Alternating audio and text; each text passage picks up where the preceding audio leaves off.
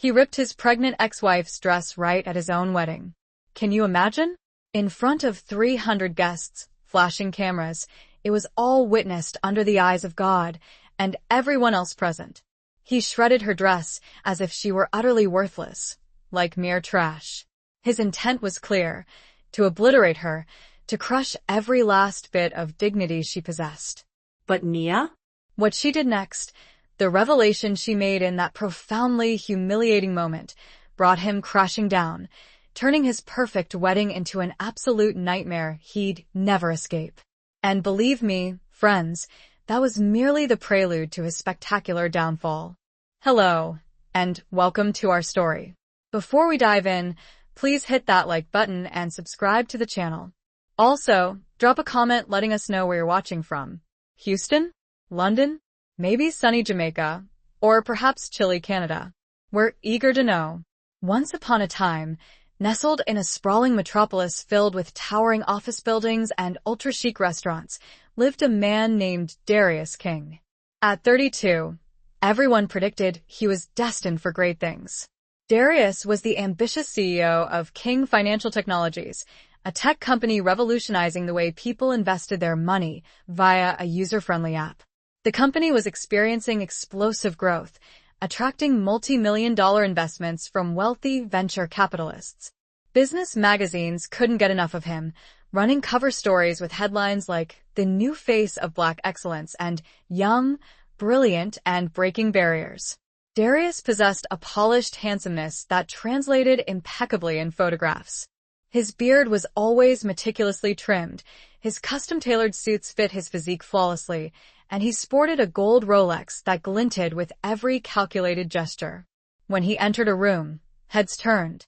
When he spoke, people hung on every word. But that's okay, because we're going to be okay anyway. I don't know how yet, but we will be. I promise you, little one. I promise. Her baby responded with a gentle kick, and Nia closed her eyes and drifted off to sleep, hoping for a night free of nightmares. Saturday arrived far too quickly. Nia woke up at noon after a restless night plagued by disturbing dreams. The wedding didn't commence until 6 p.m., but she had to be there by 4:30 for orientation. She spent the early afternoon trying to force herself to eat something, trying to calm her racing heart, trying to mentally prepare herself for what was to come. At 2 p.m., she stepped into the shower and stood under the hot water until it ran cold. She washed her hair and conditioned it carefully. She shaved her legs, even though they would be concealed by her dress, because performing these normal, mundane tasks made her feel slightly less like she was walking towards her own execution. She stepped out of the shower and gazed at her reflection in the foggy bathroom mirror. Her face appeared drawn and tired. Dark circles underscored her eyes, probably too prominent for makeup to effectively conceal. Her body had undergone significant changes in the past 6 months. Her belly was round and firm, undeniably pregnant. Her breasts were fuller. Her hips were wider. She looked like a mother already, even though she hadn't yet given birth. She wondered what Darius would think when he saw her. Would he feel anything at all? Would there be even the slightest flicker of guilt or regret? Or would he simply feel a sense of smug satisfaction that his plan to humiliate her was unfolding precisely as he had envisioned? At 3 p.m., Nia started getting dressed. She carefully slipped on the black dress, and it fit, just barely. The fabric stretched tightly across her belly, making her pregnancy impossible to ignore. Whatever humiliation he had orchestrated, this was when it would unfold. She glanced across the ballroom and saw Darius watching her, his cold smile unwavering. He knew she had figured it out, and he didn't care. Dorothy noticed Nia's expression. "You okay, baby? You look pale." "I'm fine," Nia said automatically, but her hand instinctively went to her belly, protective and afraid. At 9 p.m., the wedding ceremony began. All the servers were instructed to stand at the back of the ballroom, silent and still, while the 300 guests took their seats. Nia stood with her empty tray, her feet aching, her back throbbing, watching as Darius and Alana took their places at the front. The officiant, an older black man with a warm and resonant voice, began to speak about love, commitment, and partnership, about two people becoming one, about promises that would last a lifetime. And Nia had to stand there and watch her ex-husband, the father of her unborn child, recite vows he had never made to her. "I promise to love you in good times and bad," Darius said, looking into Alana's eyes with perfect sincerity. "I promise to stand by you, to support you, to never abandon you, no matter what challenges we face." All lies, beautiful, polished lies. Alana's voice trembled with emotion when it was her turn. "I promise to be your partner, your best friend, your biggest supporter. I promise to build a life with you, to grow with you, to love you forever." She meant every word. Nia could hear it in her voice. Alana was walking into a trap, completely oblivious. When the officiant said, "You may kiss the bride," and Darius pulled Alana into his arms and kissed her as 300 people applauded, Nia felt a tear slide down her cheek despite her best efforts to hold them back. Her hand rested on her belly, and she felt her baby kick, as if even the child inside her could sense the injustice of this moment. Within 6 hours, Darius King's face was on every gossip site, every social media platform, every news feed. But Nia, Alana, and Tasha didn't see any of that yet. They were sitting in Alana's living room, an apartment so beautiful it looked like it belonged in a magazine, drinking tea and piecing together what had happened. "I should have seen it," Alana said, still in her wedding dress, mascara smudged down her face. There were signs, little things. The way he talked about people who were beneath him, the way he obsessed over image, but I thought I was special. I thought he really loved me. He's good at making people believe that," Nia said quietly. "I believed it too, once." "How long were you together?" Alana asked.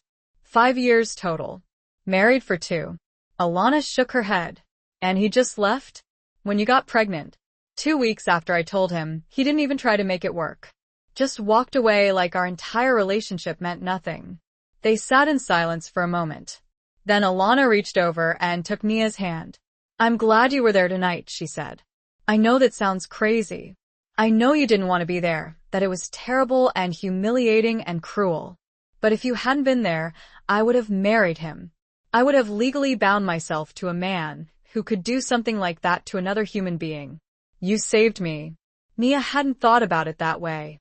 She had been so focused on her own pain, her own humiliation, that she hadn't considered that maybe, in some strange way, what happened tonight had saved both of them. "We saved each other," Nia said. Finally, around midnight, Tasha's phone started buzzing nonstop, then Alana's, then even Nia's old phone that barely worked. "You need to see this," Tasha said, turning her phone around. "You know what's funny?" Alana said as they walked. "A year ago, I thought I knew exactly what I wanted. The perfect wedding, the successful husband, the Instagram-ready life. I genuinely thought that was happiness. And now?" Nia asked, smiling knowingly. "Now I know that the worst day of my life led to the best year," Alana replied, her voice sincere. She looked at Nia, then down at Amani, sleeping peacefully in the stroller. "I found my purpose. I found real friendship. I discovered who I truly am when no one is watching. I wouldn't change what happened. Not for anything. Not even to avoid the humiliation of being left at the altar in front of 300 people?" Tasha asked with a grin. "Not even that," Alana stated firmly. "Because that embarrassment saved me from something far worse, a lifetime married to someone who would have broken me slowly and insidiously instead of publicly and abruptly." They reached Nia's building and paused outside for a moment, the three of them looking at each other in the warm glow of the streetlights. "We did something good," Tasha said quietly, her voice filled with pride. "We took something ugly and transformed it into something that genuinely helps people. That's rare." "We're not done yet," Nia said, her gaze determined. "There are still so many women who need our help, so many stories that need to be told. Then we'll keep going," Alana affirmed, "for as long as it takes." That night, after Tasha and Alana had left, and after Amani was fed, changed, and sound asleep in her crib, Nia sat in her living room with a cup of tea, allowing herself to truly reflect on everything that had transpired. A year ago, she had been desperate and terrified. She had stood in that ballroom in torn clothing, exposed and humiliated, certain that her life was over. But that moment of complete vulnerability, that moment when she had nothing left to lose, had become the turning point, the moment when everything changed. He had mastered the art of projecting success, and in a world that idolized achievement, that made him undeniably powerful. He resided in a sleek, modern loft downtown, complete with floor-to-ceiling windows, supple leather furniture, and abstract art pieces adorning the walls, pieces that cost thousands, but often resembled something a child might create. His kitchen boasted marble countertops that he never actually cooked on, preferring to dine at the city's most exclusive restaurants almost every night. Everything in Darius's life was meticulously curated to impress, to broadcast to the world that he had arrived, that he was someone of consequence. However, just 3 years prior, before the money, the fame, and the magazine covers, Darius King had been married to a woman named Nia Brooks. Nia Brooks represented everything Darius now desperately tried to forget. She had loved him when he was a nobody, back when his company was just a late-night idea scribbled on napkins in their cramped apartment. She had believed in him when potential investors scoffed at his pitches. She had worked tirelessly at 2 jobs, waitressing during the day and cleaning offices at night, so he could quit his dead-end job and fully dedicate himself to building his business. She had been his rock when he felt like giving up. She had celebrated every milestone, no matter how small, with unbridled enthusiasm. She had been his partner, his unwavering supporter, his wife. Then, just as everything started to fall into place, just as the money began to flow and influential people started recognizing his name, Nia became pregnant. Darius remembered the day vividly. Nia standing in their small bathroom, clutching a positive pregnancy test, tears of pure joy streaming down her face. But instead of joy, a cold wave washed over him. He didn't see a blessing, didn't envision their future child. He saw an obstacle. She put on the black flats and studied her reflection in the full-length mirror she had found at a thrift store. She looked exactly like what she was, a poor, pregnant woman wearing an old dress and cheap shoes, about to work at a wedding she had absolutely no business being at. "You can do this," she told her reflection, attempting to project an air of confidence she didn't feel. 5 hours, $500. You can do this. But her reflection remained unconvinced. At 3:45 p.m., Nia called an Uber because she couldn't afford to be late, and the bus would take far too long. The ride cost $18, money she simply didn't have, but she added it to her already maxed-out credit card, trying not to dwell on the financial implications. The driver, an older black man with kind eyes, glanced at her in the rear-view mirror. "Big event at the Grand Marquis tonight," he said conversationally. "Some rich guy's wedding. Traffic's going to be crazy downtown." "I know," Nia said quietly. "I'm working there." "Oh yeah? You a server?" "Something like that." He nodded knowingly. "Well, these rich folks usually tip well. Hope you make some good money tonight, sister." If only he knew, Nia thought bitterly. If only anyone knew what she was walking into. The Grand Marquis Hotel loomed majestically over downtown, a veritable palace of glass, marble, and opulent luxury that Nia had only ever admired from afar. The entrance was adorned with a red carpet, an actual red carpet, and expensive cars were already pulling up, one after another. Bentleys, Mercedes, BMWs, even a Rolls-Royce. Men in impeccably tailored tuxedos and women in breathtaking gowns were streaming into the hotel, laughing and chatting, their dazzling jewelry catching the warm glow of the late afternoon sun. Nia's Uber pulled up to the side entrance, where a small sign read, "Staff and deliveries only." "Here you go," the driver said, then more gently, "Hey, whatever you're going through, you're going to get through it." The newlyweds walked back down the aisle, beaming, and the ballroom erupted in cheers. The band started playing. Servers rushed forward with the first course of dinner.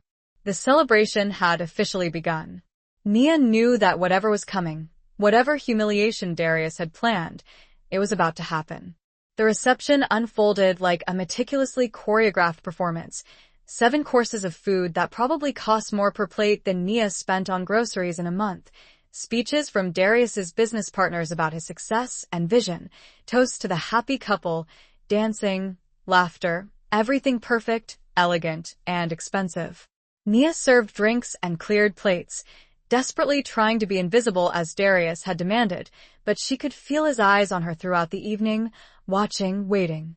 At 10:15 p.m., Malik, the wedding planner, tapped on the microphone at the front of the room. "Ladies and gentlemen, if I could have your attention, please. The groom would like to say a few words." Darius stood up, microphone in hand, looking every inch the successful CEO. The room quieted. "First of all, thank you all for being here tonight to celebrate with me and my beautiful wife," he said, glancing at Alana as the guests responded with appropriate AWS. "This has truly been the perfect day. But I wanted to take a moment to recognize the people who made this evening possible, the people who serve us so graciously, who work behind the scenes to create magic." He gestured toward the servers standing along the walls. "Would all our service staff please come forward?" The servers exchanged surprised but pleased glances. One by one, they walked toward the front of the room. Nia remained still. Every instinct screamed, danger, but Malik was gesturing to her specifically. "You too, miss, come on up." She had no choice. Slowly, feeling as though she were walking to her own execution, Nia made her way through the crowd toward the front of the ballroom. The screen showed Twitter, and Nia's face was everywhere. Videos of her taking the microphone, videos of Darius ripping her clothing, videos of the text messages on the screens, videos of Alana giving her the bridal cape and walking out. The headlines were explosive. Tech CEO's wedding implodes after he publicly humiliates pregnant ex-girlfriend. * Black excellence or black villain. Darius King's fall from grace. * bride walks out after groom's true colors exposed. The comment sections were filled with support for Nia and Alana and absolute condemnation for Darius. * He's disgusting. Imagine abandoning your pregnant wife and then trying to humiliate her publicly. * The way she took that microphone and told her truth, though, that is strength. * And the bride walking out and giving her the cape. That's sisterhood. I hope she takes him for everything in child support. But there were also practical offers. People asking how they could help Nia, women sharing resources for pregnant mothers, lawyers offering pro bono services, even a few business people suggesting that Nia should tell her story publicly, that there was power in her voice. "This is insane," Nia whispered, scrolling through her phone. "I'm trending." "We're all trending." "Welcome to the internet," Alana said with a sad smile, "where people become famous overnight for both the best and worst reasons." That night, Nia slept in Alana's guest room in the softest bed she'd felt in years, wearing borrowed clothes that probably cost more than her monthly rent. Tasha slept on the couch, refusing to leave either of them alone. And across the city in his empty loft apartment, Darius King sat in the dark, scrolling through his phone, watching his life fall apart, one viral video at a time. Sunday morning, Nia woke up to sunlight streaming through expensive curtains and the smell of bacon cooking. For a moment, she forgot where she was. Then it all came rushing back. The wedding, the humiliation, the microphone, the truth. It was the moment when she stopped accepting the story Darius had tried to write about her and started writing her own. She thought about the thousands of women who had reached out to her. Those who said her courage had given them courage. Those who had left abusive situations because seeing her stand up had reminded them that they could too. Those who had stopped accepting silence as the price of survival. And she thought about her daughter, sleeping peacefully in the next room, who would grow up knowing that her mother had been knocked down but had gotten back up, who would learn that your worst moment doesn't have to define you, who would understand that sometimes the people who try to break you end up being the ones who set you free. Nia's phone buzzed with a message from an unknown number. Her heart skipped a beat, fearing it might be Darius attempting to contact her through a new, untraceable number. But when she opened it, she saw it was from a woman named Jennifer, the same woman who had called her a year ago to offer her the wedding job. "I don't know if you remember me," the message read.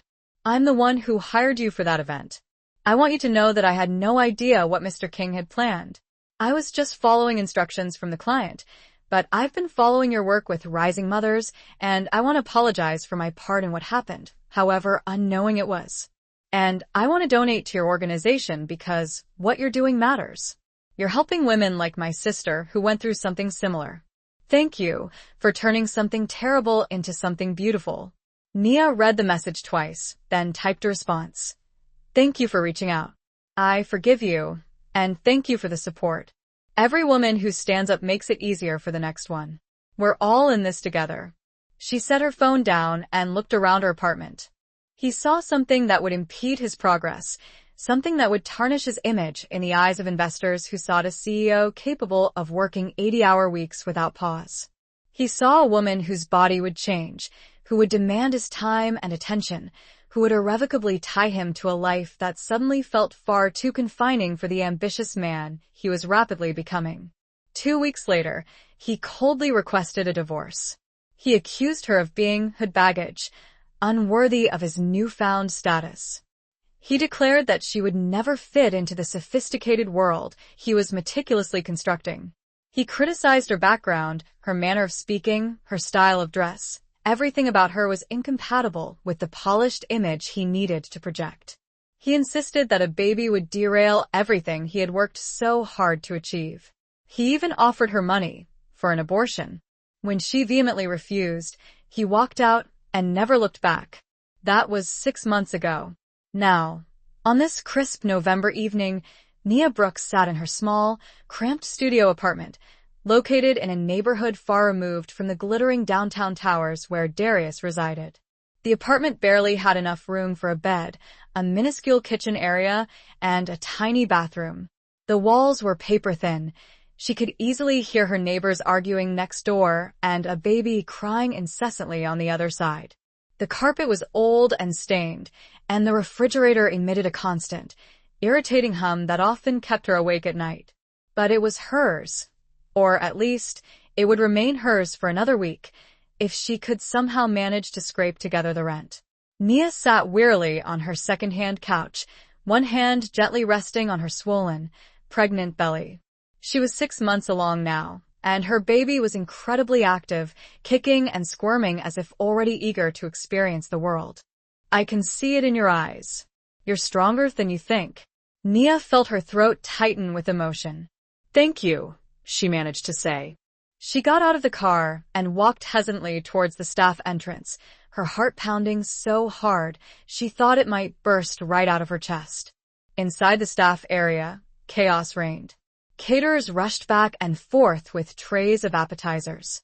Florists made last-minute adjustments to enormous flower arrangements. A harried man in a headset barked orders into a walkie-talkie. Nia finally located the check-in table, where a woman with a stressed expression and a clipboard directed the arriving staff. Name? She asked without looking up from her list. Nia Brooks. I'm with Elite Event Staffing. The woman located Nia's name on the list, marked it off, and continued. Server position, Station 3. You'll be responsible for drink service on the west side of the reception hall. Jennifer should be around to help you get acquainted with the layout. She handed Nia a name tag and gestured toward a hallway. Orientation room is down there, second door on the left. Nia, hands trembling slightly, took the name tag and headed down the hallway. With each step, she felt increasingly as though she were walking into a trap, but she pressed on. What choice did she have, really? The orientation room held about 20 other staff members, all in similar black attire. Some were young college students trying to earn extra cash. Others were older, seasoned professionals who had worked countless events. And then there was Nia, 6 months pregnant and about to serve drinks at her ex-husband's wedding. A poised woman in her 30s, presumably Jennifer, walked to the front of the room. Good afternoon, everyone. Thank you for being punctual. This is a very high-profile event, and our client has exceptionally high standards. I expect impeccable service from each of you tonight. The other servers stood in a line, smiling, clearly enjoying the recognition. But Nia stood slightly apart, her hands clasped over her belly, her heart pounding so hard she could barely breathe. Let's give them a round of applause, Darius said, and the guests clapped politely. Then his eyes found Nia in the line. His smile never faltered.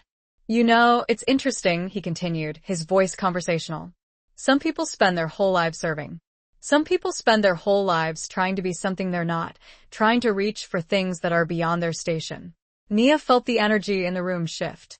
Guests were beginning to sense that this was no longer simply a thank you speech.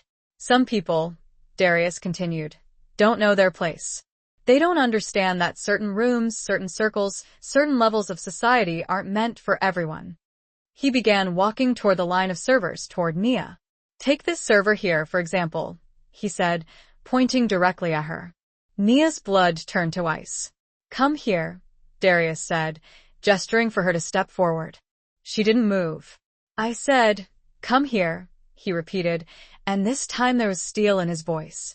Nia took one step forward, then another, until she stood facing him in front of 300 people. And then Darius did something that would change everything. He made a gesture behind her, so subtle that the guests couldn't see it. Another server, one Nia had never spoken to, suddenly stumbled forward, bumping into Nia from behind. The small glass of water Nia had been holding flew from her hands, splashing across the front of her uniform. Gasps filled the room. Nia looked down at the water spreading across her, causing the fabric to cling to her pregnant belly, making her pregnancy suddenly impossible to hide or ignore. Oh no, Darius said, his voice dripping with false concern. What a mess. Let me help you. She walked into the kitchen to find Alana making breakfast, still in sweatpants, her face bare of makeup, looking more real and human than she had at any point yesterday. Morning, Alana said. I made too much food. Stress cooking. Hope you're hungry. Over breakfast, with Tasha awake now and demanding coffee, they talked about what came next. The press is going to be relentless, Alana warned. I've dealt with this before, smaller scale, but still. They're going to want interviews, statements, photos. You need to decide what you're comfortable with. I don't know what I'm comfortable with, Nia admitted. I just wanted to survive. I just wanted to pay my rent. I never wanted any of this attention. But you have it now, Tasha said, always practical. The question is, what are you going to do with it? Before Nia could answer, Alana's phone rang. She looked at the screen, and her eyes widened. It's Judge Carter from last night. She answered on speaker. Hello, Miss Pierce. Miss Brooks, I hope I'm not calling too early. Judge Simone Carter's authoritative voice filled the kitchen. I wanted to reach out while everything is still fresh. Miss Brooks, I'd like to offer you legal assistance pro bono. I have connections with some excellent family law attorneys who would be honored to help you file for child support and, if you choose, pursue a case for emotional distress and harassment. Nia's hand went to her belly. I don't have money for lawyers. I said pro bono, dear. That means free. After what I witnessed last night, after what the entire world has now witnessed, I think it's important that you have the legal support you need. Will you consider it? Nia looked at Tasha, then at Alana. Both nodded encouragingly. Yes, Nia said. Yes, I would be grateful for that help. Excellent. I'll have my colleague contact you tomorrow to set up a meeting. And Ms. Brooks, one more thing. What you did last night took tremendous courage. She gazed at the photos on the wall of her with Imani, with Tasha, and with Alana, at the Rising Mothers poster hanging near the door, and at the small bookshelf filled with books about motherhood, activism, and Black women's history. This wasn't the life she had imagined for herself. It wasn't the fairy tale she had dreamed of when she first fell in love with Darius. It was smaller in some ways, harder in others, but it was real. It was hers, and it was enough. In the nursery, Imani made a small sound in her sleep. Nia got up and walked to the doorway, watching her daughter's chest rise and fall in the gentle rhythm of baby breathing. We made it, baby girl, she whispered, her voice filled with love and gratitude. We really made it.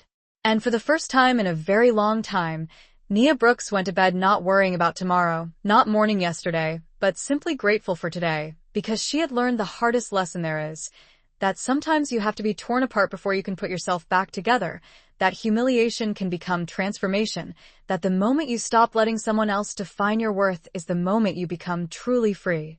Darius King had tried to destroy her. He had tried to prove that she was nothing. Instead, he had proven that she was everything she needed to be: strong, resilient, and unbreakable.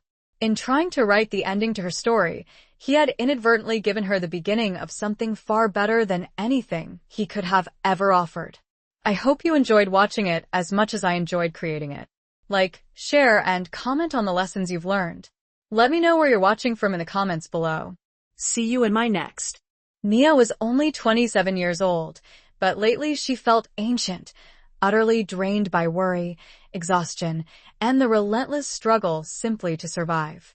On the scratched coffee table in front of her lay a daunting stack of bills that twisted her stomach into knots just to look at.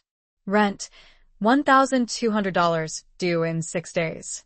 Electric bill, $180, already 2 weeks overdue, with a menacing shut-off warning stamped in bold red letters. Medical bills from her prenatal appointments, $340. Phone bill, $85. And in her bank account, a paltry $230. She had been working part-time as a cashier at a local grocery store, but her hours had been drastically cut the previous month. She had submitted countless job applications, but no one seemed willing to hire a visibly pregnant woman who would undoubtedly require maternity leave in just 3 months. Her mother lived in another state and was bravely battling cancer, leaving her unable to offer any financial support.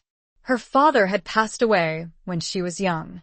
She had a few close friends, but they were all facing their own struggles, barely managing to stay afloat themselves. Nia picked up a lone piece of bread from the small plate beside her, the last remaining piece of the loaf. In her refrigerator, she found only 3 eggs, half a gallon of milk, and a dwindling pat of butter. That was it. That was all the food she had, and she wouldn't receive another paycheck for an entire week. She took a small bite of the bread and immediately felt her baby kick, as if to say, "Mama, I'm hungry too." Tears welled up in Nia's eyes. She tried so hard to suppress her tears these days, because crying didn't pay bills, didn't fill empty refrigerators, and didn't make the world any less cruel. But sometimes, despite her best efforts, the tears came anyway. "I'm so sorry, baby," she whispered, gently rubbing her belly. "I'm so sorry you're stuck with a mama who can't even feed herself. But I promise you, I'm trying. I'm trying so hard. That includes constant smiles, attentiveness without being intrusive, and absolutely no personal phone use during your shift." She continued for another 10 minutes, detailing procedures and protocols. Nia barely registered any of it. Her mind was racing, mentally preparing for the moment she would see Darius for the first time in 6 months. "One more thing," Jennifer added, a shift in her tone instantly grabbing Nia's attention. "Mr. King, the groom, has requested that all staff remain completely professional at all times. He's a prominent businessman, and members of the media will be present. If any of you have any personal connection to either the bride or groom, you must inform me immediately." Nia's mouth went dry. She knew she should speak up, say something, but what would happen if she did?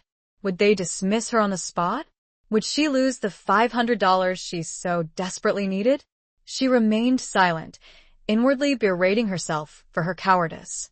After orientation, the staff dispersed to their assigned positions. Nia found herself at a service station near the west wing of the grand ballroom.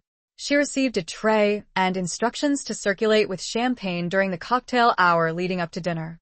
At precisely 5:30 p.m., the ballroom doors opened, and Nia got her first glimpse of the reception venue, and it took her breath away. The room was immense, easily accommodating 300 guests. Crystal chandeliers hung from the ceiling, resembling frozen waterfalls. Round tables were draped in cream silk, adorned with centerpieces of white roses and orchids that must have cost a small fortune. At the far end of the room, a stage housed a full band setting up their instruments. Everywhere Nia looked, there was gold, crystal, flowers, and sheer elegance. This was the kind of wedding that little girls dreamed of, a fairy tale made of money. This was the life Darius had built after he left her behind. And before Nia could react, before she could step back or protect herself, Darius reached out and grabbed the front of her dress. "This is what happens," he said into the microphone, his voice suddenly hard and cruel, "when you drag your past into your future." And then, in front of 300 people, in front of cameras and phones and witnesses, Darius King ripped Nia's dress open. The fabric tore with a sound that seemed to echo through the silent ballroom. Buttons flew. The dress fell open, exposing her belly completely, leaving her standing there in just a bra and torn clothing, her pregnancy on full display for everyone to see. The ballroom erupted. Gasps, shouts, phones immediately came up, dozens of them recording. Camera flashes went off like lightning. Nia stood frozen, one arm crossed over her chest, her other hand instinctively covering her belly, pieces of torn fabric hanging from her shoulders. She had never felt so exposed, so humiliated, so completely destroyed in her entire life. For a split second, a terrible, fleeting moment, she embodied everything Darius had wanted her to be: broken, ashamed, defeated. The Nia of just 4 days prior would have crumbled. She would have wept, fled, and allowed the humiliation to utterly consume her. But as she stood there, half-naked and exposed before 300 strangers, Nia experienced an unexpected sensation. She felt her baby kick. A single, powerful kick, as if her daughter were saying, "Mama, get up. Mama, fight." And in that instant, everything shifted. Nia inhaled deeply, then again.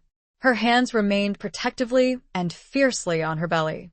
She raised her gaze, not to Darius, but to the guests, the cameras, the witnesses. Instead of running, instead of crying, instead of handing Darius the complete victory he craved, Nia Brooks did the unthinkable. She straightened her spine, lifted her chin, and remained exactly where she was. The room fell into complete silence. Don't let anyone convince you otherwise. After the call ended, they sat in silence for a moment. "Things are really changing, aren't they?" Nia said quietly. "Yeah," Tasha said. "They really are." Over the next few days, the story exploded beyond anything any of them could have imagined. Major news outlets picked it up. Talk shows discussed it. Social media couldn't stop talking about it. Hashtags proliferated. Hashtag Justice for Nia.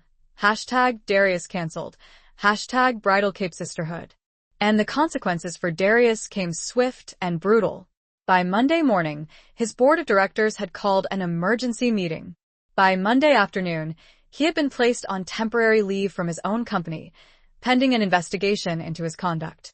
By Tuesday, 3 major investors had pulled their funding from King Financial Technologies, spooked by the terrible publicity and the possibility that Darius's judgment was too flawed to be trusted with their money. By Wednesday, Darius had lost his position on 2 charity boards and been uninvited from a major tech conference where he was supposed to be a keynote speaker. His social media accounts, once filled with admiring comments, were now flooded with criticism so harsh that he stopped reading and eventually made everything private. Meanwhile, Nia's life was changing in ways she never expected. Judge Carter's colleague, a fierce family law attorney named Patricia Morrison, took her case immediately. They filed for child support with mountains of evidence, including all the viral videos and text messages. Patricia assured Nia that Darius would be paying substantial monthly support and probably back support as well. But more than that, opportunities started coming. A producer from a podcast called Truth Tellers reached out, wanting to hear Nia's full story. Not the gossip version, but the real story of struggling as a pregnant woman, of being abandoned, of finding strength. Her phone buzzed on the couch beside her. Nia quickly wiped her eyes and picked it up, bracing herself for another call from a relentless bill collector or yet another rejection email from a potential employer. But the number displayed on the screen was local and unfamiliar. She hesitated for a moment, then answered. "Hello? Hello. Is this Nia Brooks?" It was a woman's voice, professional and polished. "Yes, this is Nia." Nia. "My name is Jennifer, and I'm calling from Elite Event Staffing.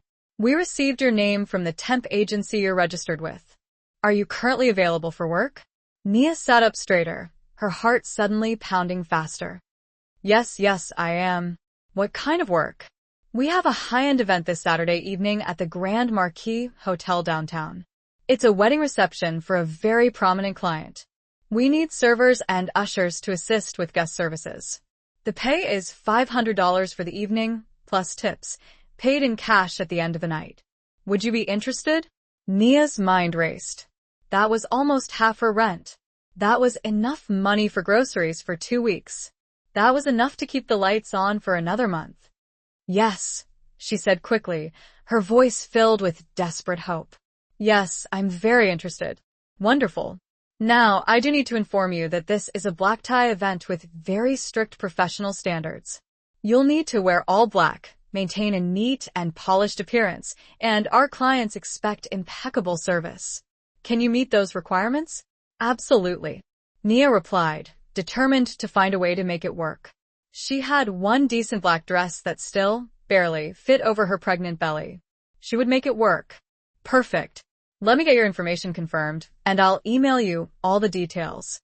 The event is this Saturday at 6 p.m. Please arrive by 4:30 for orientation.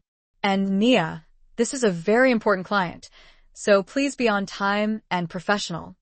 I will be. Thank you so much. Nia felt a painful twist in her chest, a mixture of anguish, rage, and profound grief for everything she had lost. You okay, honey? An older black woman asked, her kind eyes peering from behind her glasses. She was another server, perhaps in her 50s. Ivy fine, Nia lead. You sure? You look like you're about to be sick. And no judgment, baby. Being pregnant and on your feet like this is hard. I did it myself 20 years ago. If you need to sit down, I can cover your section for a few minutes. The woman's kindness almost completely undid Nia. She blinked back tears and forced a smile. Thank you, but I'm okay. Really? Well, you let me know if you need anything. My name's Dorothy. We women gotta look out for each other. She patted Nia's arm gently. At 6 p.m. sharp, guests began to arrive for the cocktail hour. They came in waves, all impeccably dressed in expensive formal wear, laughing and talking with the carefree ease of people who had never worried about rent, utility bills, or where their next meal would come from. Nia picked up her tray of champagne glasses and began to circulate, offering drinks with a quiet champagne and a strained smile that felt like it might crack her face. Most guests barely acknowledged her presence. She was practically invisible to them, simply another server in black, part of the elegant and seamless backdrop to their evening. But then, at 6:23 p.m., Nia saw him. Darius King stood near the entrance, greeting guests, and he looked exactly like his photos in the magazines. His tuxedo was flawlessly tailored, undoubtedly custom-made. His shoes gleamed. His beard was impeccably trimmed. He wore that same self-assured smile, exuding success and power. And next to him stood Alana Pierce. She was even more stunning in person than in her photographs. Her skin radiated health. Her hair cascaded in perfect waves down her back. Her engagement ring was so large it caught the light from across the room. Even Darius seemed taken aback. He had anticipated her fleeing in tears. That was supposed to be his moment of ultimate triumph. But Nia didn't move. She was breathing heavily, tears streaming down her face, yet she stood her ground, refusing to disappear. And in that silent moment, under the gaze of everyone present, with dozens of phones recording, Nia made a choice that would alter the course of everything. She looked at Darius, then at the microphone still clutched in his hand. And without asking for permission, without seeking approval, Nia reached out and took it from him. Darius was so stunned that he actually relinquished his grip. His jaw dropped. The entire ballroom seemed to hold its breath. The band had ceased playing, servers stood frozen in place, and 300 guests sat in utter silence, phones still recording, all eyes fixed on the pregnant woman in torn clothing standing at the front of the most extravagant wedding any of them had ever attended. Nia looked down at the microphone in her trembling hand. She could still run. She could still drop it and flee, allowing Darius to win. But then she felt another kick from her baby and remembered Tasha's words, "Don't let him control your breakdown." Nia raised the microphone to her lips. When she spoke, her voice was soft, but in the hushed ballroom, every word was audible. "Since I'm already exposed," she said, her voice cracking but not breaking, "let me tell you what he forgot to mention." "Give me that," Darius hissed, lunging for the microphone. But Nia stepped back, and Dorothy, an older server, suddenly moved to stand beside her, blocking Darius with her body. Then another server joined her, and another, forming a protective barrier between Nia and the man who had sought to destroy her. "My name is Nia Brooks," she continued, her voice now stronger. "And 3 years ago, I was married to Darius King." The ballroom erupted in shocked whispers. Alana's hand flew to her mouth. A book agent emailed, suggesting that Nia's story could be turned into a memoir that might help other women in similar situations. Local news stations wanted interviews. National morning shows extended invitations. And most surprisingly, women started reaching out. Dozens at first, then hundreds, then thousands of women who had been abandoned while pregnant, or abused by partners, or trapped in situations where powerful men used their resources to hurt them. "You should read some of these messages," Tasha said one evening, scrolling through Nia's email on the laptop Alana had loaned her. "These women are pouring their hearts out. They're saying you gave them courage, that seeing you stand up made them realize they could stand up, too." Nia sat on Alana's couch, her hand on her belly as always, reading message after message, stories that broke her heart, stories that made her angry, stories that reminded her she wasn't alone. "I want to help them," she said quietly. "I don't know how, but I want to do something." "Then let's do something," Alana said. She had been staying in her apartment, avoiding the media herself, dealing with her own fallout from the destroyed wedding. But she had also been thinking, "I have a platform. You have a story. Between us, we could actually make a difference." Over the next week, working together, Nia and Alana created something new, a website, a support network, a space for women who had been abandoned during pregnancy, who were struggling alone, who needed resources and community and hope. They called it Rising Mothers. Alana used her social media reach to spread the word. Nia did her first public interview, a podcast where she told her story in full, holding nothing back. The episode was downloaded over 1 million times in the first week. Donations. Money started flowing in. Small contributions came from everyday people, while larger sums arrived from organizations dedicated to supporting women in crisis. As soon as the call ended, Nia felt a surge of something she hadn't experienced in weeks: hope. $500 wouldn't solve all her problems, but it would provide some much-needed breathing room. It would feed her baby. It would keep the lights on for another month. She refused to dwell on how difficult it would be to stand on her feet for 5 hours while 6 months pregnant. She ignored the throbbing pain in her back and the swelling in her ankles that plagued her at the end of each day. None of that mattered. She desperately needed this money. That night, Nia rummaged through her tiny closet, searching for something suitable to wear. She found her black dress, the one she had worn to a funeral 2 years ago. She tried it on, and it still fit, albeit snugly, stretched tightly across her belly, but decent enough. She unearthed her only pair of black flats, old and scuffed, but clean. She would polish them until they gleamed. She would make herself look as professional as possible. "We're going to be okay, baby," she whispered to her belly as she carefully hung the dress up. "Mama's got a job, just for one night, but it's something. It's a start."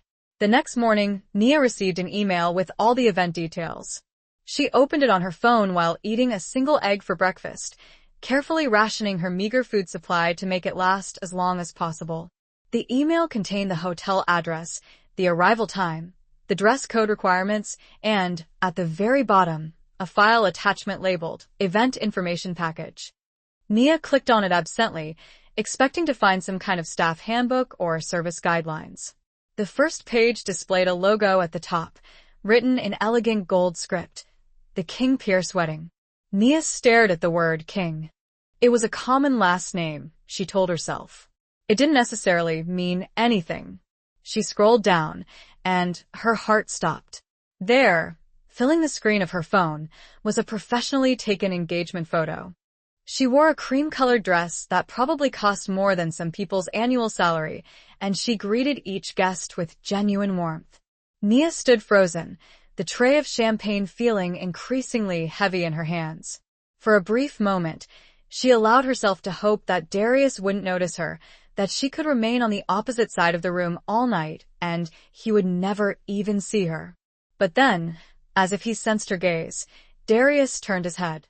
His eyes found hers across the crowded room, and Nia watched his expression transform from welcoming host to something cold and almost smug. His lips curved into a smile that didn't reach his eyes. He had seen her. He knew she was there. And from the look on his face, this was exactly what he had wanted. Nia's hands began to tremble so violently that the champagne glasses clinked against each other on the tray. Darius said something to Alana, kissed her cheek, and began walking across the ballroom toward Nia. She felt paralyzed, unable to move or breathe. She could only stand there and watch him approach, knowing that whatever was about to happen, it was going to be painful. He stopped directly in front of her, close enough that she could smell his expensive cologne, the same cologne he used to wear when they were married. "Nia," he said, his voice smooth and pleasant, as if they were old friends catching up. "I wasn't sure you'd actually show up." Nia's throat felt constricted, almost completely closed. She stood there, clutching her tray of champagne, staring at the man she had once loved, the man who had effectively destroyed her life, and she found herself unable to speak.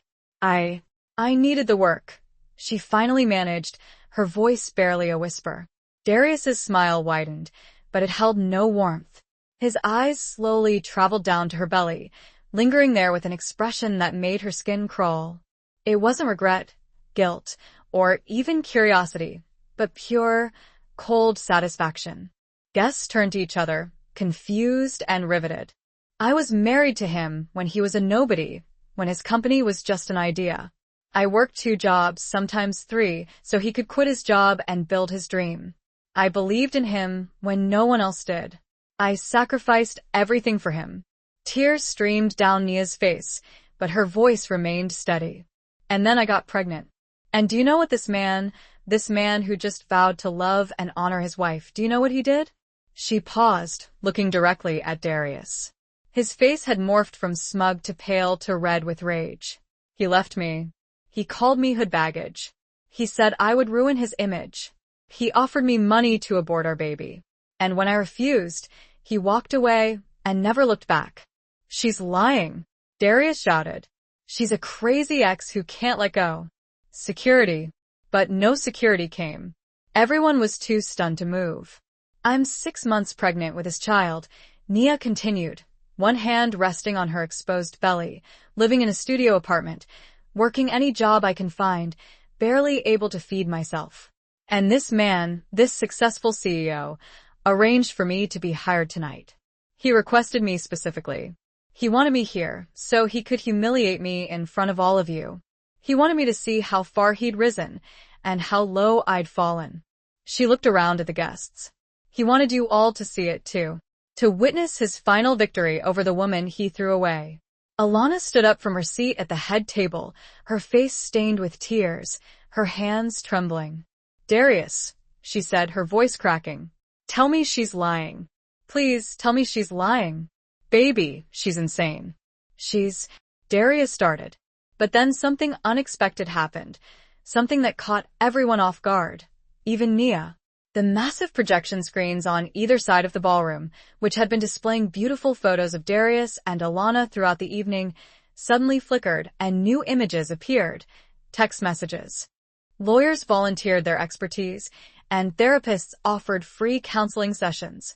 Even businesses reached out, eager to provide job opportunities for pregnant women facing hiring discrimination. What began as a simple website blossomed into a powerful movement.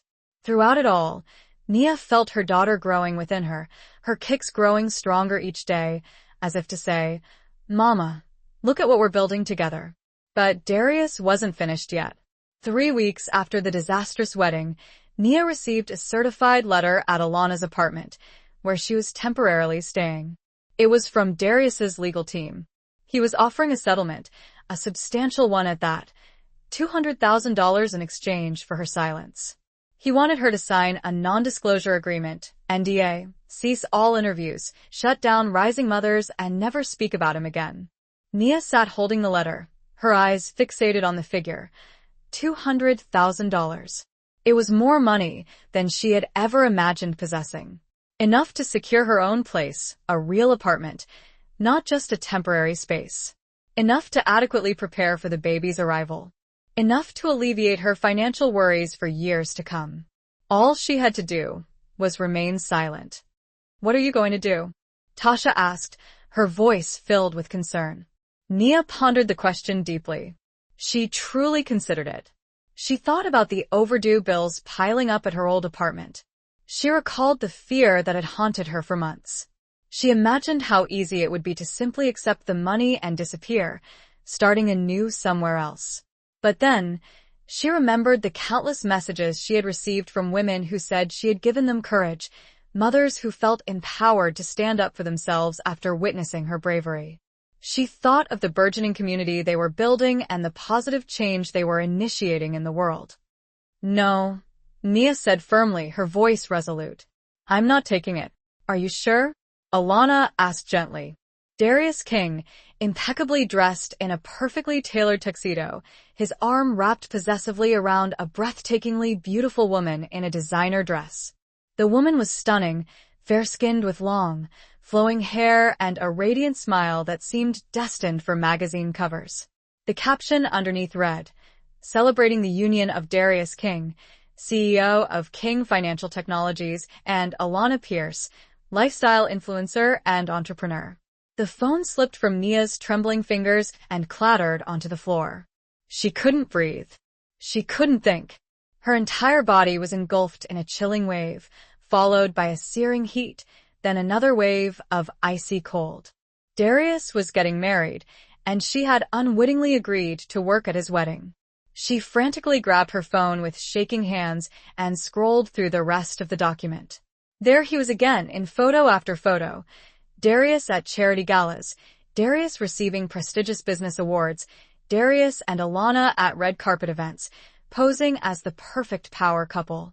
Then Nia saw the wedding details: 300 guests, live band, a 7-course dinner, the most extravagant wedding package the Grand Marquis Hotel offered. Her ex-husband, the man who had callously dismissed her as hood baggage and abandoned her and their unborn child, was throwing a wedding that likely cost more than she would earn in 5 years. And somehow, impossibly, cruelly, she had been hired to serve drinks at it. Nia's mind reeled. This couldn't possibly be a coincidence. The temp agency had hundreds of people registered. There were dozens of pregnant women desperately seeking work. How had they specifically chosen her? How had her name ended up on the list for this particular event? Then, like a jolt of ice water down her spine, she understood. Darius had orchestrated this entire scenario. He had somehow discovered where she was registered for temporary work. He had specifically requested her. "I can see that," he said quietly, ensuring that only she could hear. "Didn't know you cleaned up this well for server?" His words hit her like a slap. She felt her face flush, felt tears threatening to spill. "Don't cry," she told herself. "Don't give him that." "I need you to stay in the background tonight," Darius continued, his voice still pleasant but now laced with steel.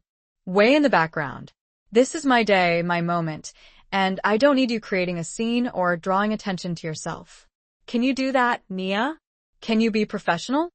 The way he emphasized the word professional made it sound like the most offensive word in the world, as if he were reminding her that she was beneath him, that she was there to serve while he celebrated.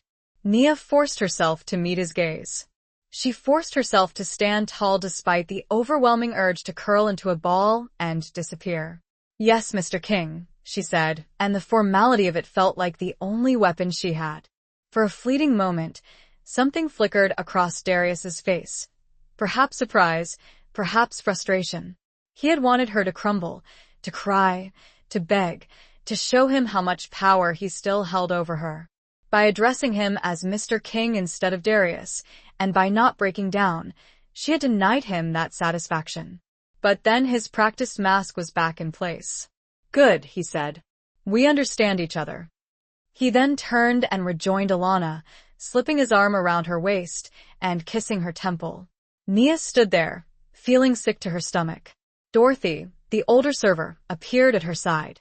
You know that man? She asked quietly. No, Mia Lid. Just a demanding client. Dorothy studied her for a long moment, and Nia knew she didn't believe her, but Dorothy was kind enough not to press the issue. Well, you stay away from him if you can, Dorothy advised. I've worked enough of these events to know that type. Mean under all that polish. Real mean. If only she knew how right she was. Screenshot after screenshot of text messages between Darius and Nia from 6 months ago. Asterisk Darius, you need to get rid of it. I'll pay for everything. Asterisk Nia, this is our baby. How can you say that? Asterisk Darius, it's not a baby. It's a mistake, and it's going to ruin everything I've built. Asterisk Nia, I can't believe you're saying this. This is your child. Asterisco Darius, no. It's your problem. You're not going to drag me down with your hood mentality. I'm done. Gasps filled the room. Phones were recording everything. The screens continued to scroll, revealing more texts, more cruelty, more damning proof. Asterisk Darius, you were never good enough for where I'm going. I need someone who fits my world. You're just ghetto trash who got lucky for a few years. Alana's hand flew to her mouth, her eyes wide with horror and shock. But the screens weren't finished. Now audio began to play. A voicemail. Darius's voice filled the ballroom through the sound system. Asterisk Nia, stop calling me. Yes, the baby is mine. Yes, I know that. But I'm not going to let a career liability destroy everything I've worked for. You're on your own. Lose my number. The ballroom erupted in chaos. Guests were shouting, recording, and live streaming. Investors and business partners sat with shocked expressions. Community leaders stood up, shaking their heads in disbelief. Nia stood at the front, still holding the microphone, staring at the screens in shock. She hadn't done this. She didn't know how this was happening. Then she spotted him, Malik, the wedding planner, standing near the AV booth in the back, his arms crossed, watching everything with a satisfied expression.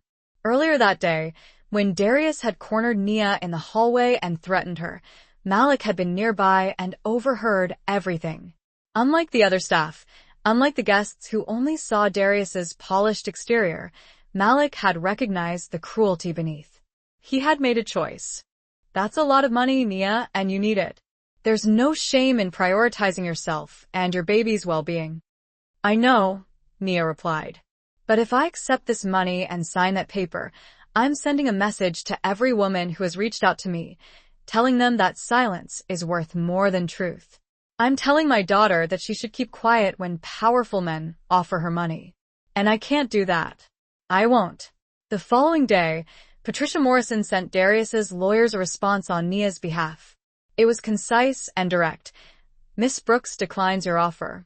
She will continue to exercise her First Amendment right to tell her story. The child support proceedings will continue as scheduled. We'll see you in court. Upon receiving the response, Darius reportedly hurled his phone across his opulent office in a fit of rage. A month later, Nia and Darius faced each other in family court. He sat with his high-powered legal team, dressed in an expensive suit that easily cost thousands of dollars, projecting an image of a successful businessman, despite his now-tainted reputation. Nia was accompanied by Patricia Morrison and Judge Simone Carter, who attended in support. Nia wore a simple maternity dress Alana had bought for her, visibly 8 months pregnant and radiating a quiet strength despite her understandable nervousness. The proceedings were swift. The evidence against Darius was overwhelming. The viral videos, the incriminating text messages, Darius's own recorded words, and his clumsy attempts to bribe Nia into silence, which Patricia presented as irrefutable evidence of his bad faith. The judge, a stern African-American woman in her 60s, regarded Darius with barely concealed disdain.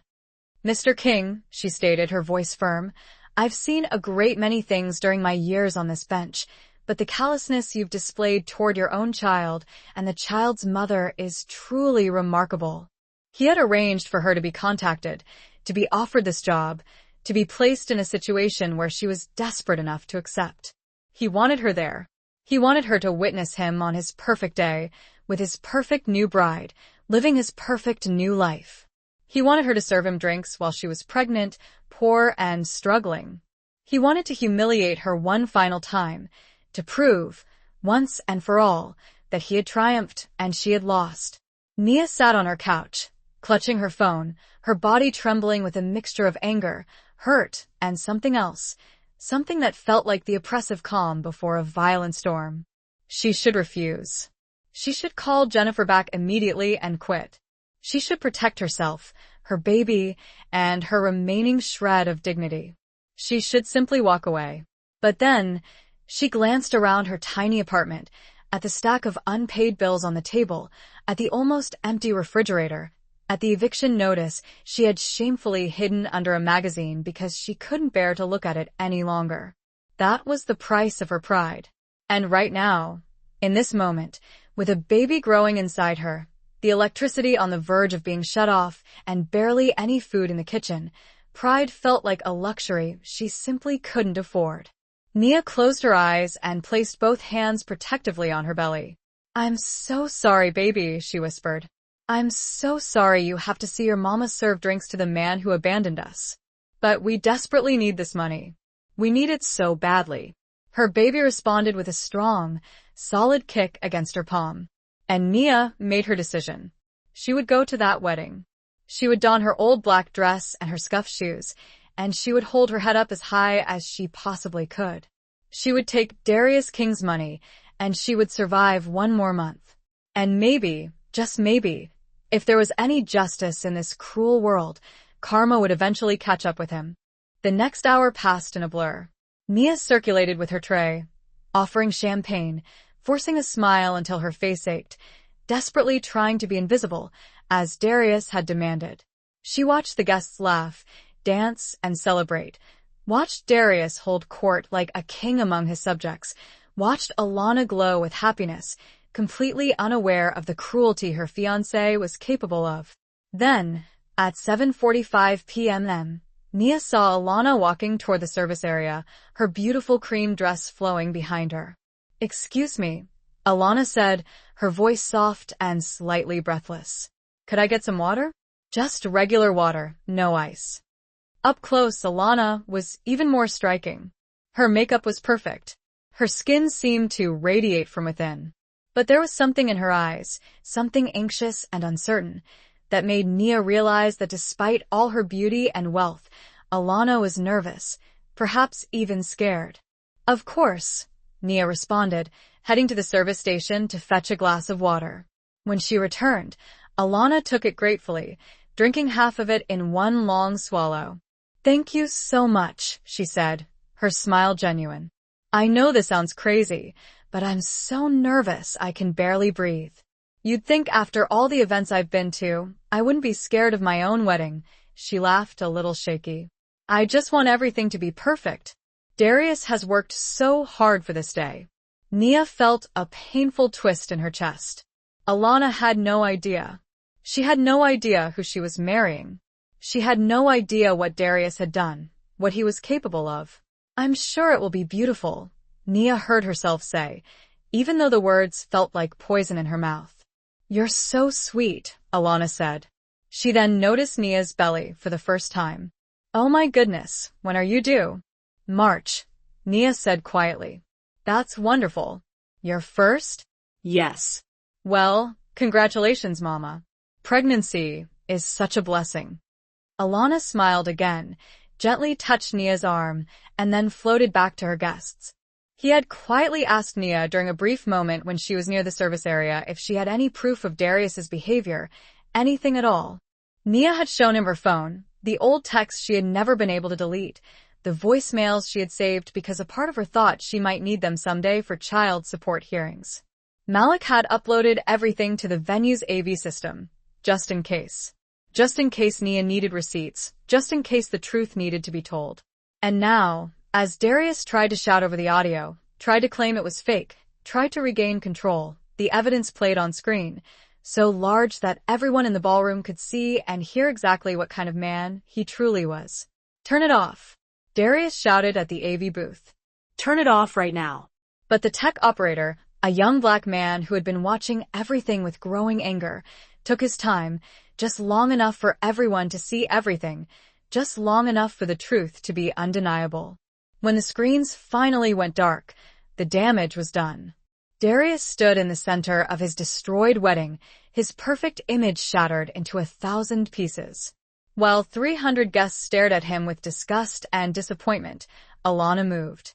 She walked slowly down from a head table, her wedding dress trailing behind her, her makeup streaked with tears. Every eye in the room followed her. She walked past Darius without acknowledging him, heading straight to Nia.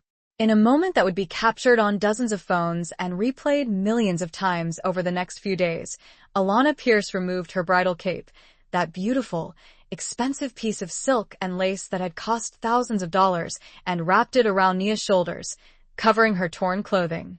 "I'm so sorry," Alana whispered, her voice breaking. "I'm so sorry I didn't know.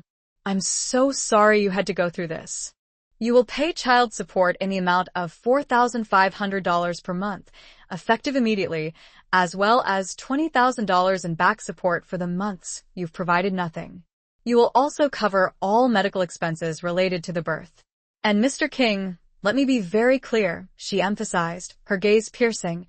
"If you attempt to intimidate, harass, or otherwise interfere with Miss Brooks's life or her right to speak about her experiences, I will hold you in contempt of court. Do you understand?"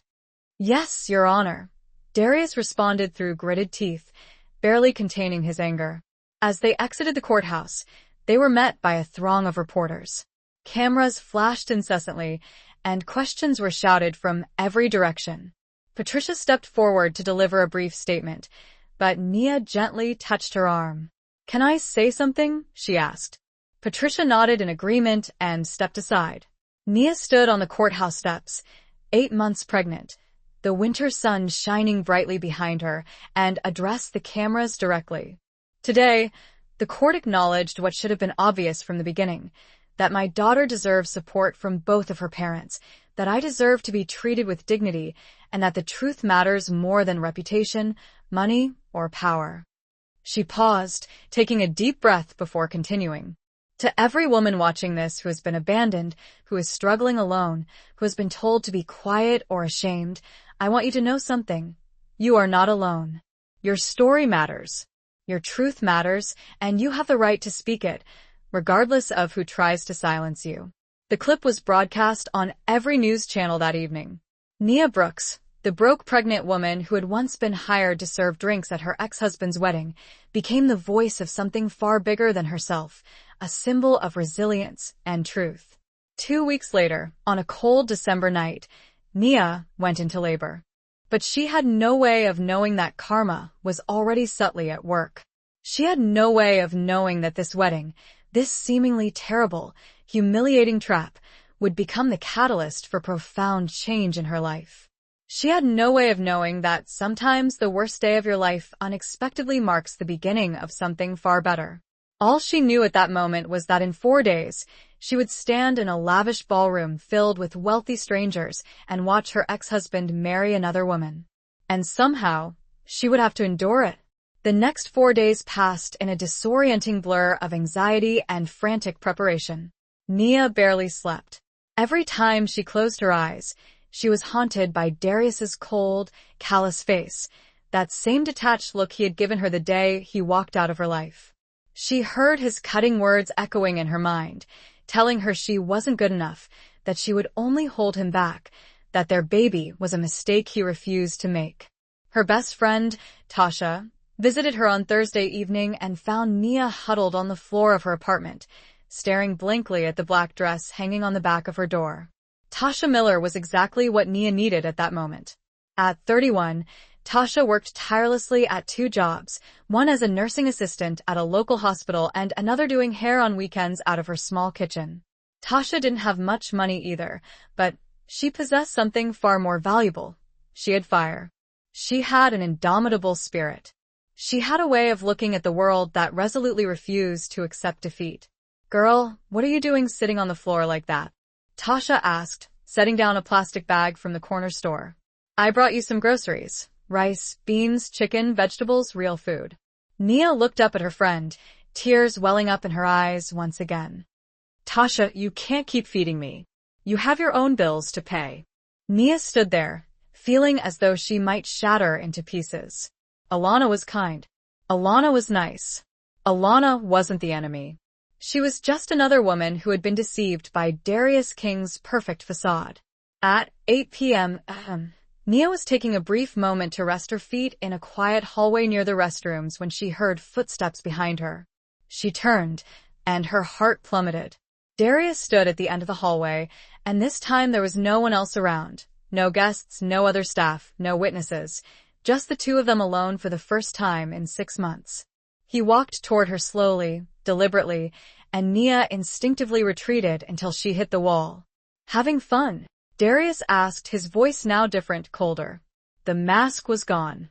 I'm just doing my job, Nia said, trying to keep her voice steady. Your job. Darius repeated, and he laughed, but it was an ugly sound. Look at you, Nia. Look at what you've become. A server. Nobody. Pregnant and broke and desperate enough to work my wedding.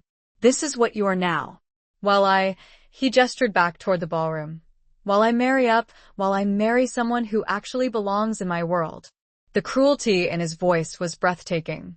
Nia had known he could be cold, but this was something else entirely. This was a man who reveled in inflicting pain.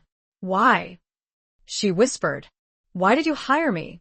Why are you doing this? Darius stepped closer. Because I wanted you to see. I wanted you to understand exactly what you lost when I left. I wanted you to know that you were never good enough for me, that you will never be good enough for the life I'm building. And I wanted you to watch me marry a real woman while you serve drinks in a cheap dress. Tears stung behind Nia's eyes, but she refused to let them fall. I was good enough to support you when you had nothing. I was good enough to work 2 jobs so you could build your company. I was good enough when you needed me. That was different, Darius said dismissively.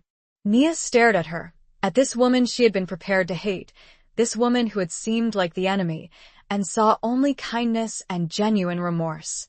You didn't know? Nia whispered back. He fooled you, too. Alana nodded, tears falling freely now. Then she turned to face Darius. The entire ballroom watched as Alana Pierce, Instagram influencer, socialite, the woman who was supposed to be Mrs. Darius King, reached down and pulled off her massive diamond engagement ring. I'd rather be single, she said, her voice clear and strong despite her tears, than married to a coward. And she threw the ring. It struck Darius in the chest and fell to the floor with a small, final sound that seemed impossibly loud in the silent ballroom. Then Alana turned, took Nia's hand, and together they began to walk toward the exit. The guests parted like the Red Sea, creating a path for them. Some were recording, some were crying, some were applauding. Slow claps began, growing louder and louder until the ballroom echoed with the sound. Alana! Darius shouted. Alana, don't you dare walk out on me. Do you know what you're throwing away? But Alana didn't stop. Didn't turn around. She just kept walking, holding Nia's hand, her bridal train flowing behind her like a cape of her own. They were almost to the exit when a voice rang out from the crowd. Mr. King. Everyone turned. An older black woman, elegant in a purple gown with silver hair styled perfectly, stood up from her table. She had the kind of presence that commanded attention, the kind of authority that made even Darius stop shouting. Judge Simone Carter, she said, introducing herself to the room. I've been sitting here watching this travesty unfold, and I want to make something very clear. She looked directly at Darius with a kind of withering stare that had probably made criminals crumble in her courtroom for decades. Under the laws of the state, Mr. King, your child is entitled to support whether you like it or not. Tasha drove her to the hospital, speeding through red lights and cursing at the surrounding traffic. Alana met them there, having canceled a lucrative brand deal meeting to be present. After 12 long hours filled with pain, fear, pushing, crying, and more pain, Nia gave birth to a healthy baby girl. The baby was perfect. She weighed 6 pounds, 8 ounces, with 10 fingers, 10 toes, a head full of dark, curly hair, and eyes that seemed to observe the strange new world around her with curiosity. "She's beautiful," Tasha whispered, tears streaming down her face. "She's perfect," Alana added, squeezing Nia's hand. Exhausted, overwhelmed, and filled with a love she had never known before, Nia held her daughter close and whispered, "Your name is Imani. It means faith. Because even when I had nothing else, I had faith that we would be okay." Imani looked up at her mother and made a small, cooing sound, and Nia felt a sense of peace settle in her chest, the beginning of true healing. Over the next year, Nia's life transformed in ways she never could have imagined. Rising Mothers evolved from a simple website into a fully fledged organization with significant funding, dedicated volunteers, and tangible resources to help women in crisis. They provided legal assistance, job training, housing support, and a strong sense of community for pregnant women who had been abandoned or abused. Nia became the organization's director and spokesperson, traveling to speak at events, appearing on panels, and sharing her story repeatedly, not because she enjoyed reliving the pain, but because each time she did, another woman found the courage to share her own. Alana, who had initially struggled with shame and embarrassment following the wedding disaster, became Nia's co-founder and the organization's director of outreach. "Shut up and say thank you," Tasha said firmly, heading towards the cramped kitchen to put the food away. "Now, tell me what's wrong, and don't say nothing because I can see it all over your face." So Nia told her everything. She told her about the job offer, about the wedding, about the crushing realization that it was Darius's wedding, about understanding that he had deliberately orchestrated this whole situation, simply to inflict pain.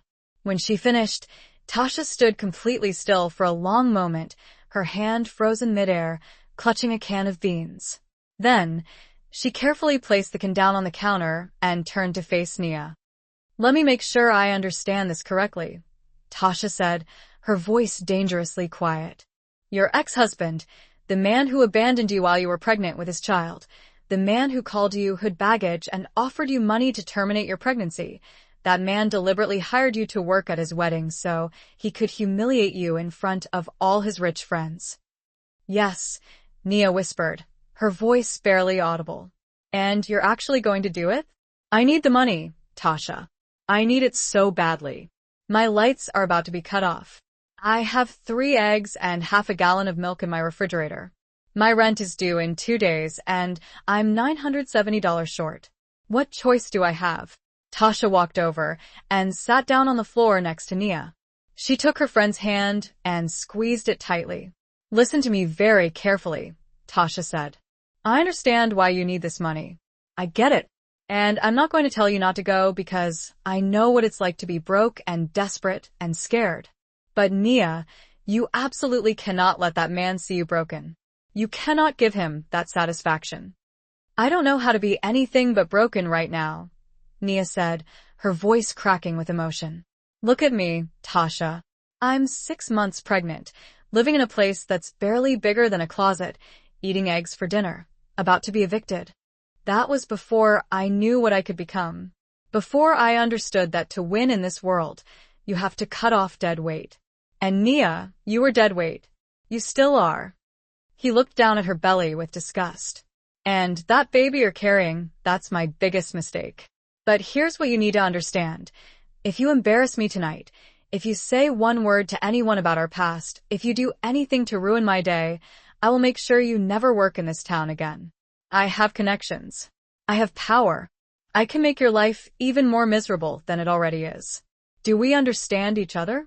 Nia stared at him, at this man she had once loved, this man she had once believed in, and she realized that she had never truly known him at all. The Darius she had married had been wearing a mask, just like the one he wore for his guests. This was the real him, cruel, calculating, heartless. "Yes," she whispered. "I understand." "Good." Darius straightened his tuxedo jacket, smoothed his hair. The mask slipped back into place. "Now get back to work." He walked away, leaving Nia alone in the hallway, her heart pounding and her hands shaking. But something had shifted within her. As Darius walked away, as the sound of his footsteps faded, Nia felt something stir in her chest. It wasn't surrender, it wasn't acceptance, it was something else entirely. It was rage, pure, burning rage that started in her belly and spread through her entire body like fire. This man had taken everything from her: her marriage, her stability, her hope, her dignity. He had abandoned his own child. And now he had brought her here, to this place, to humiliate her one more time, simply because he could. And she had let him. She had taken it. She had said, "Yes, Mr. King," and allowed him to treat her as though she were nothing. But standing there alone in that hallway, with her baby kicking inside her as if to say, "Mama, we deserve better," Nia made a decision. That young woman and her baby have legal rights, and I can assure you that after what I've witnessed tonight, after what everyone here has witnessed and recorded, you will fulfill your obligations. I'll make sure of it personally. Other voices joined hers. Business partners stood up, shaking their heads. A man in an expensive suit, clearly an investor, spoke loudly. "Darius, I think we need to have a conversation about your position with our firm. This behavior is completely unacceptable." Another voice, "The King Financial Board will be holding an emergency meeting first thing Monday morning." A woman who had been sitting at a prominent table, "I want you removed from the Children's Hospital Charity Board immediately. We can't have someone like you representing our organization." One by one, people who had come to celebrate Darius were now condemning him. His perfect image, his carefully constructed reputation, his entire public persona was collapsing in real time. Darius stood in the center of it all, his face red, his hands shaking with rage and humiliation, watching his world fall apart. At the exit, Nia paused and looked back one last time. She saw him standing there alone, abandoned by his bride, condemned by his guests, his wedding in ruins around him.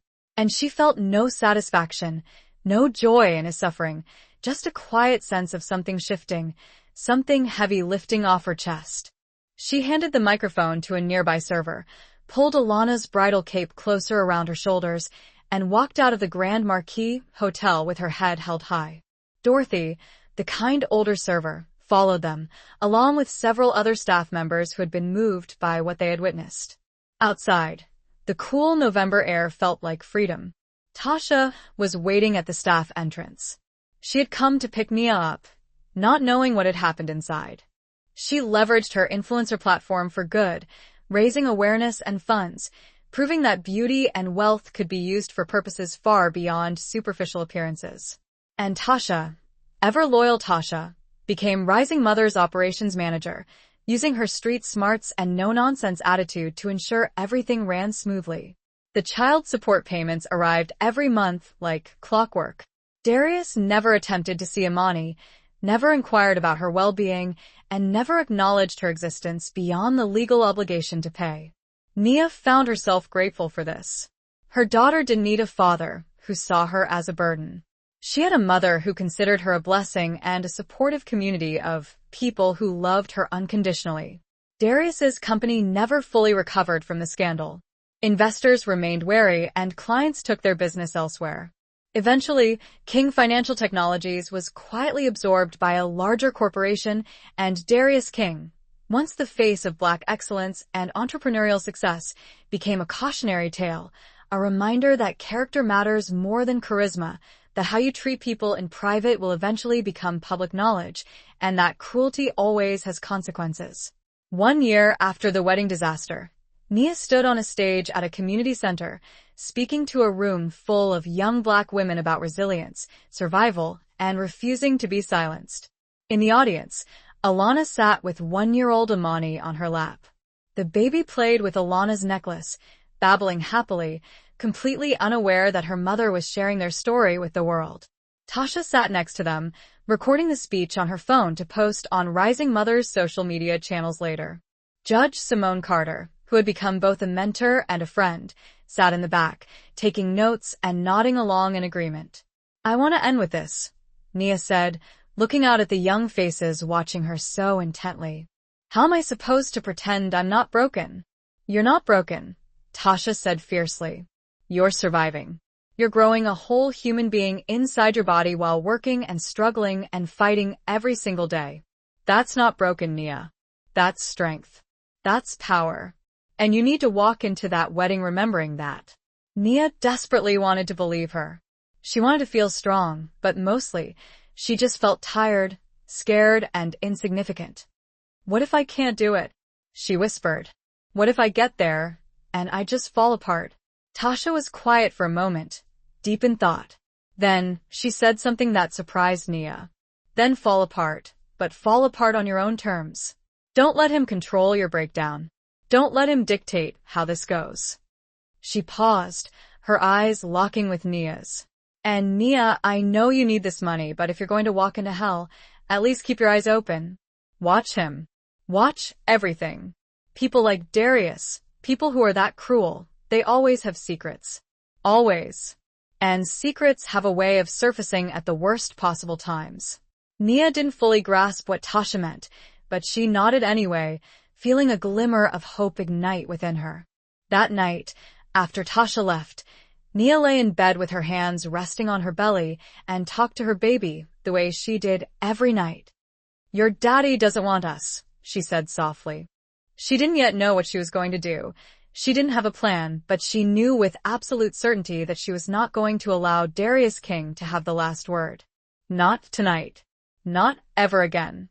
She walked back into the ballroom, her head held high, her eyes dry, and something dangerous burning in her chest.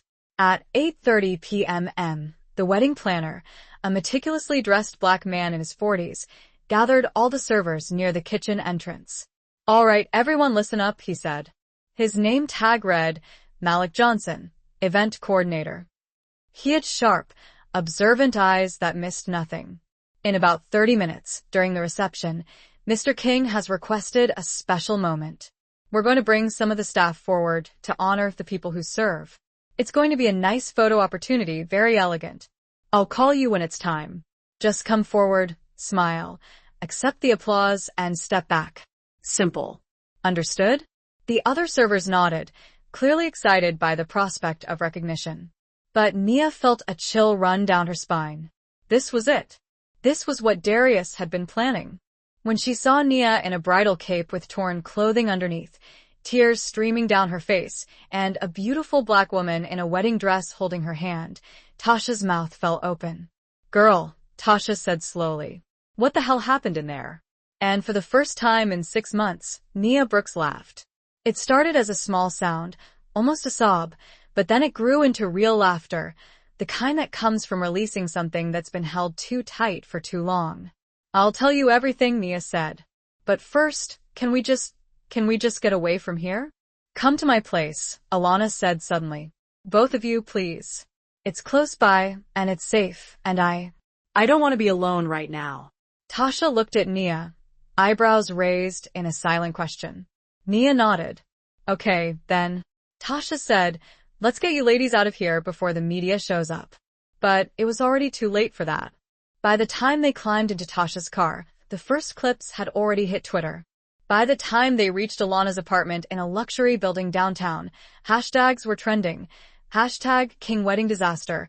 Hashtag Darius King Exposed. Hashtag Pregnant Ex.